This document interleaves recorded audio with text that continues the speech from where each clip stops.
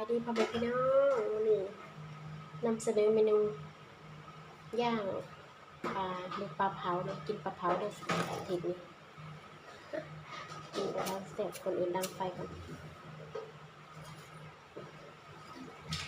ดังไฟยังไงเอากระดาษทิชชู่ชุบน้ำมันพืชที่เขาใส่แล้ว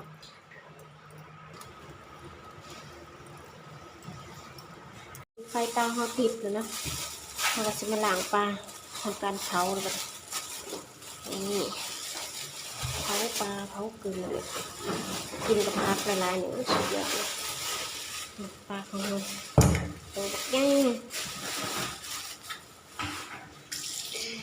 ล้างสะตะไคร้ยังไม่ได้เอาออกเลยต้องข่าวเลยนะใส่บักผิดหอมมีลายอย่างใส่บักนางล้างปลาสะอาดเราไปย่างตัวนี้ชาชอบทุกที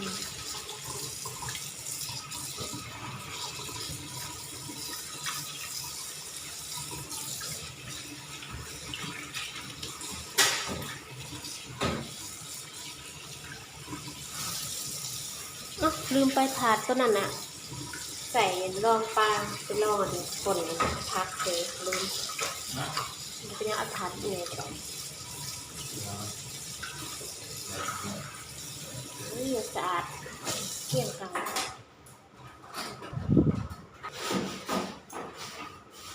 เดี๋ยวเตรียมไปทาเกลือแบบนี้ต้องเอาตะไคร้หยัดตะไคร้ใบกูดหยัดเปาะถอกปลาก่อนนี่เราเตรียมตะไคร้ใบมะกรูดแล้วก็ผักนาวแล้วตำน้ำจิ้มกับพริกล้างไว้เลยแล้วก็กระเทียมเอากระเทียมมาล้างกันนี่ได้กระเทียมมาแล้วจะใส่ในหัวปลากับท้องปลาแล้วก็มีอันขีบมันเนาะจะได้หอมๆเอาไว้ใส่เห็ดแก้วพร้อมตะไคร้หอมตะไคร้เนี่ยไปทุบหัวมันยังไม่หอมเนาะนี่เขาเตรียมพร้อมอันนี้ตะไคร้เขาไปทุบหัวมันเลยเนาะเอาชากระเบือทุบยัดใส่ปากมันหัวหนึ่งยัดใส่แก้มมันหัวหนึ่งข้างละหัวแล้วก็อันนี้กระเทียมเขาก็ทุบเนาะยัดใส่หัวมันเนี่ยใส่ในปากก็กับพื้นแก้มข้างนั้นเดี๋ยวไปใส่ทีหลังเวลาเราไปย่างไฟมันจะหอมแล้วก็เอาใบมะกรูดพร้อมเนาะส่วนอันนี้เราใส่เป็นรสดีเนาะใส่ในท้องมันจะได้นัวๆแต่ส่วนนี่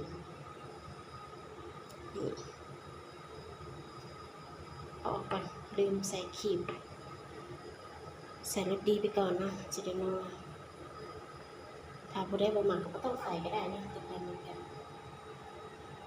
จะนัวใส่ข้าวปลายังปลามันสดยังดีนะแล้วก็ใส่ไปเลยเดี๋ยวเอาใบมะกรูดมาพร้อม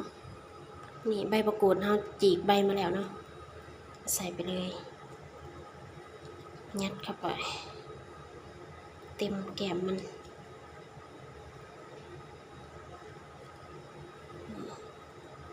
จะได้หอมๆในท้องมันสิใส่แบบยาวๆเนาะสิใส่ใบมะกรูดเข้าไปก่อนก็ตามด้วยกระเทียมจะยัดอันนี้เข้าไป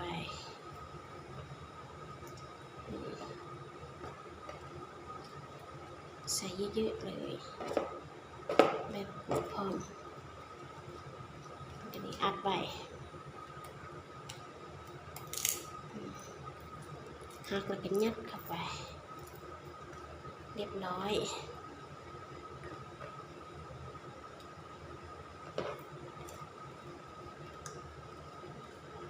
เคล็ดลับบ่อยมันมิ้นข้าวเวลาเราไปย่างเนาะทำการหยัดตะไคร้ใบมะกรูดแล้วก็เทียมเรียบร้อยเฮาก็สิเอาเกลือมาโปะนำนี่เกลือเนี่ยใส่หลายๆเลยเวลาไปย่างอันศีลปลาของเฮาก็บ่ไหม้แล้วก็บ่ติดเนาะเวลาเฮาลอกเอาไปกินนะมันสิงามเฮาต้องใส่เยอะๆแบบบ่ต้องหวงเกลือเนาะใส่แบบหนาๆไปเลยเขาเจ้าเฮ็ดคล้ายเขาสิใส่แป้งเวลามาโอบมันจะได้แบบหนาๆแต่ข่อยบ่ได้ใส่นะก็ใส่เกลือเลยเฉพาะเลยนี่ใส่แบบหนาๆไปเลยใส่ในหัวหอม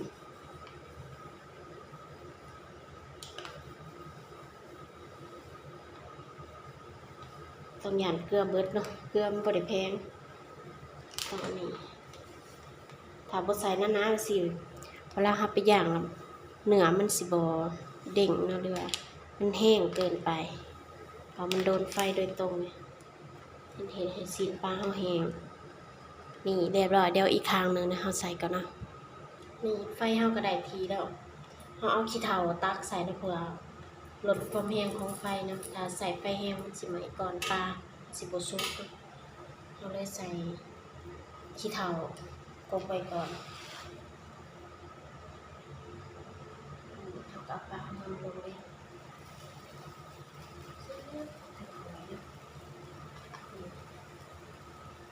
นี่เรียบร้อยปลาเผาแล้วเราก็ค่อยๆย่างไปเรื่อยๆจนกว่ามันสุกแล้วเราก็สิระหว่างรอนี่เราก็ไปเห็นน้ำจิ้มถาเนาะน้ำจิ้มแบบแจ่วหวานนี่ปลาเผาเราก็เริ่มสิสุกเลยเนาะฝั่งที่เราเอาลงเราปีนขึ้นมาแล้วนี่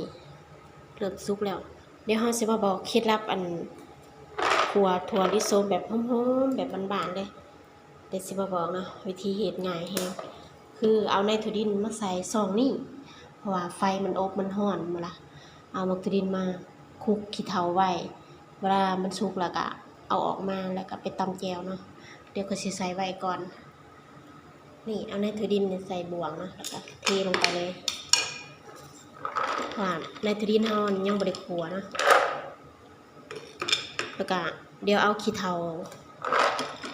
เคาะขี้เถ้าลงจักหน่อยแล้วก็คลุกไว้เนาะเพื่อความหอมนี่อบไว้ในนี่แหละมันบ่ไหม้ดอกเพราะขี้เถ้ามันบ่ได้มีไฟมันได้แค่ให้ความร้อนอุ่นๆเนาะเดี๋ยวจะเอาไหม้เขี่ยแบบกบใส่ขี้เถ้าไว้เนาะนี่เฮาก็เขี่ยขี้เถ้ากบไว้เพราะว่าความร้อนของไฟแล้วมันสิเฮ็ดให้มักถั่วดินเฮาสุกเองเนาะทางเทิงเฮาก็ย่างทางลมเฮาก็อบไว้นี่เดี๋ยวมันสุกเฮาค่อยเขี่ยเอาเขี่ยออกมาแล้วก็ถ้าเพื่อความสะอาดก็มาล้างน้ำก็ได้นะแต่ว่าค่อยบ่ล้างมันหอมนี่ถั่วดินเฮาเดี๋ยวเฮาเลือกเอาแต่ในมันเนาะนี่พอดีเลยเห็นเนาะมันสิหอมแบบนี้เดี๋ยวเฮาเลือกเอาแต่ไม้ถั่วดินที่เหลือก็ทิ่มเนาะนี่เลือกเอาใส่ตะกร้าแล้วก็ไปยี่ใบเอายี่เปลือกมันออกเก็บออกเท่านั้นหอมแบบนี้มาบัดนี้ได้เวลาตำแจ่วแล้วพริกกระเทียมแล้วก็รากผักชีเนาะแล้วก็ไนโตรดินที่เฮาไปล้างเรียบร้อยเฮาเอาเปลือกมันออกแล้วนี่ไนโตรดินเฮาใส่เกลือไปด้วยหนึ่งเนี่ยเฮาตำบัดนี้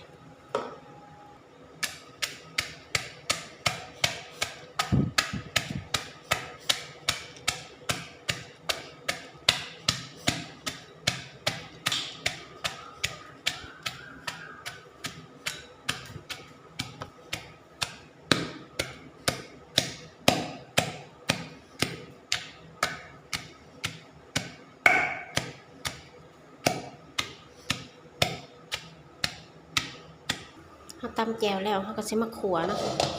เดี๋ยวเอาน้ำกดโขกมาเท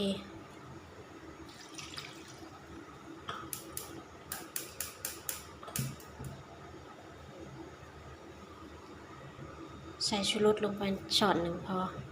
ตามด้วยน้ำตาลปี๊บสีออกหวานๆแบบเค็มๆนัวๆหวานๆเนาะน้ำเจียวน้ำจิ้มเขาเป็นเจียวหวาน เอาน้ำตาลทรายใส่เพิ่มหอนน้ำตาลปี๊บใส่เผื่อความหอมซื่อๆได้ใส่น้ำตาลเพิ่มเนาะ1 ช้อน2 ช้อน3 ช้อนเสียหวาน3 ช้อนพอกับดีรวมกับน้ำตาลปี๊บเป็น4 ช้อนเนาะ4 ช้อนตักกินเลยสุดท้ายเราก็เติมน้ำปลา1 ทัพพีน้ำปลา2 ทัพพีพอนะเจียวเค็มโพดอีกเฮากับคนแจวเฮาแบบน้ำแจวเฮาหนืดแล้วก็ปิดแก๊สเนาะก็แล้วน้ำแจวเฮาก็ได้บ่ได้ยากดอกง่ายๆแล้วแต่สูตรไผสูตรมันเนาะบางคนเขาก็บ่ได้มาคั่วคือข่อยดอกแบบตำแล้วก็ใส่น้ำร้อนแล้วก็ไปกินได้เลยแต่ข่อยชอบแบบนี้เนาะชอบความแบบน้ำจิ้มแบบหนืดๆหน่อยเนาะว่าน้ำตาลมันละลายแล้วก็สิหนืดคนไปเรื่อยๆได้ไปเบิ่งปลาเฮาก็สุกแล้วแต่แดงนี่ปลาเฮาสุกแล้วเนาะโอ้ดึงเลยเนี่ยหอมขนาดหอมแบบโคตรหอมน่ากินสุดๆนี่น้ำจิ้มเฮาแล้วเนาะสีอาจสิแบบแปลกๆเนี่ยเพราะว่าอันนี่ว่าในถั่วดินมันใหม่เนาะ ลืมเบิ่งหันมาว้าวถั่วดินหันใหม่เลยเราเริ่มมันบีบบักนาวลงไปเราบ่ได้ปรุงหยังเพิ่มนะเพียงแต่ผักให้มันเย็นแล้วก็บีบบักนาวเพิ่มเท่านั้นบักนาว2 หน่วยจะได้เปรี้ยวหวานๆครบ3 รสเค็มเปรี้ยวหวาน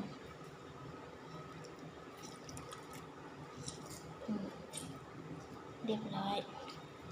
นี่น้ำจิ้มเฮาก็แล้วเนาะซิมเบิ่งกับพอดีแล้วมาเด้อวันนี้มากินกันแซ่บๆคลิปต่อไปเนี่ยเฮาสิไปกินเนาะโรยด้วยต้นหอมผักชีเพื่อความสวยงามจิ้มรสเด็ดของเราเรียบร้อยเดี๋ยวไปต่อ EP 2เนาะ